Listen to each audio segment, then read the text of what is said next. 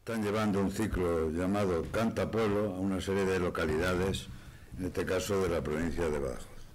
El ciclo, como digo, se llama Canta Pueblo, es decir, permitir que coros importantes, música coral, llegue al último rincón de, en este caso, de la provincia de Badajoz.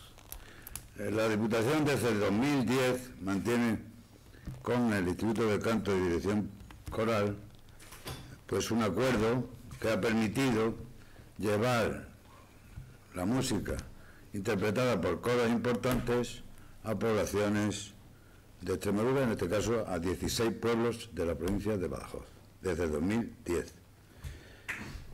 Hubo un primer ciclo que se llevó por los pueblos de colonización, Val de Alcazaba, pueblos de Alcazaba, etc.